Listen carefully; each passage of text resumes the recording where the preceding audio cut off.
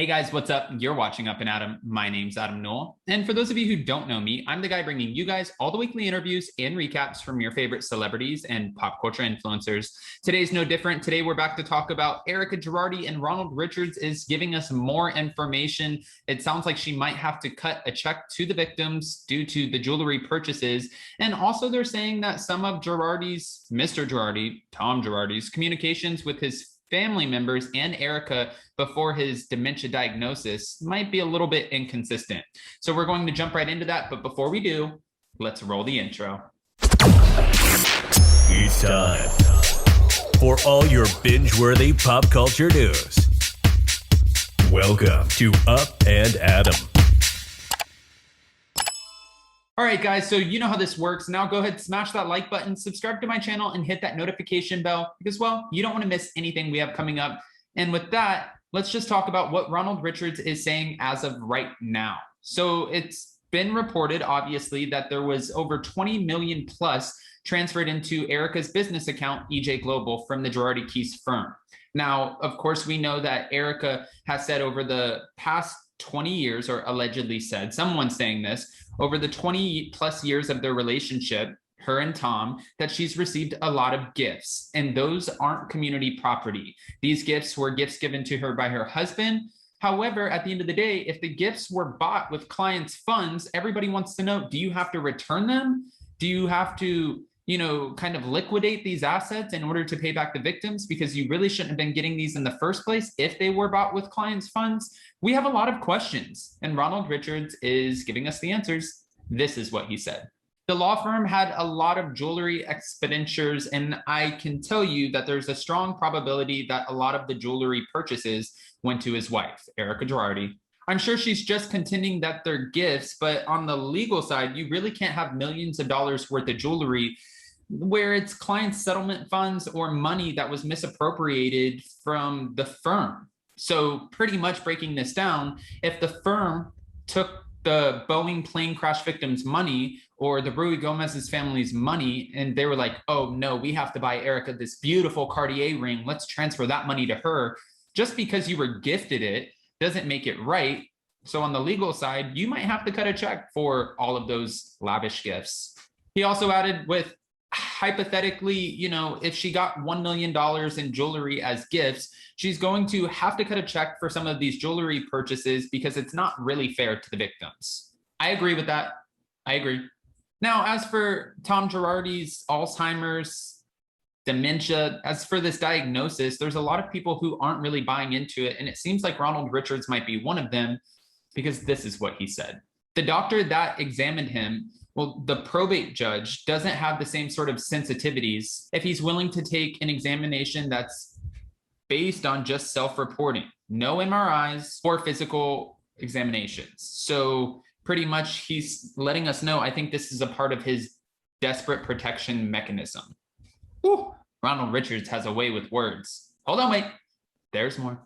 Now, of course, Ronald Richards has his suspicions, but he also made it clear that he feels like he has evidence that shows or contradicts Tom Girardi's diagnosis. And I was wondering what would that evidence be exactly, but apparently it's communication between Tom Girardi and Erika and his family members before this diagnosis even came about. There were a lot of communications, by Mr. Girardi to his family members, including Erika, before he was held in contempt. And those would be inconsistent with someone that has dementia. Now, we know that Erika filed for divorce about a year ago, but from what Ronald Richards is letting us know, the Alzheimer's diagnosis could definitely hold up the proceedings, like moving forward in court. It could present some challenges. However, if Erika could help them and, prove that he's lying about the diagnosis, it would show that Erika is innocent. That's an interesting fact that I did not know. We also heard on the Real Housewives of Beverly Hills where Erika explained the fact that Tom Girardi was in a horrific car accident, that he rolled his car off the side of the mountain, the hill, whatever you want to call it, and he was ejected from the car and left there for a couple of hours. Actually, I think it was almost 12 hours, but left there for hours. Now, there was no headline. There was nothing that came out. And from what Erika's trying to say, it was because Tom Girardi didn't want anyone to know about this. We don't get that at all. at the end of the day, if I'm married to you, say Jason, I'm married to Jason, Jason's a high-powered attorney, and Jason gets ejected from a car, I don't care about any of that that's going on with the clients, or, you know, I care about the clients, but I would hope that my firm could take over those responsibilities and represent those clients appropriately. My number one focus being married to my partner would be their health and making sure you go see a doctor. What if you have a concussion? What if you have, you know, bleeding in your brain?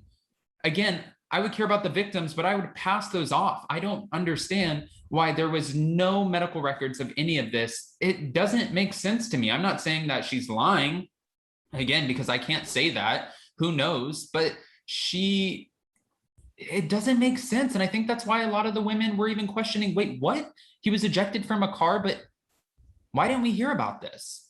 Ronald Richards even added that there's no medical evidence or records to corroborate any of that. And he also added that Erika Girardi has an important narrative that she's trying to tell. That's not the only thing that Ron Richards is trying to figure out right now. He's also curious as to who's paying Erika's $400,000 to $500,000 in legal fees. He said, you know, while we understand that her main source of income is being a part of the Real Housewives of Beverly Hills, and you would think that they're making tons and tons of money. Each housewife makes different money. And for Erika, sure, she's making a good amount, but it's nothing exciting. It's nothing to get exciting about, meaning it's probably, actually definitely not Nene Leakes' $2.4 million a season. It sounds like it's much less than that. He said that she's getting that money from somewhere and she refuses to say where. He also added that she doesn't want to tell me being Ron, how she's paying for her fees or where she's getting this kind of money. And he feels like it's because he's getting very close to finding out the current source of her expenses. He was saying that all of this is raising big red flags. And, you know, again, at the end of the day, it seems like Ron Richards, especially because he's putting a lot of his own money into this. And we've talked to him, we've talked to Emily D. Baker. There's a big chance that he might not get any money out of this. He might not, you know, walk away with any positive income from this. He might just spend a lot of money trying to be a part of the case. The trustees did ask him to come on, but he has to put all of his own time, all of his own money into the case. It's almost like being a real estate agent.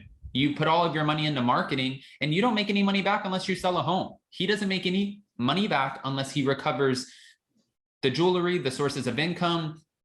Unless that's recovered, Ron Richards makes nothing. He's just out of pocket.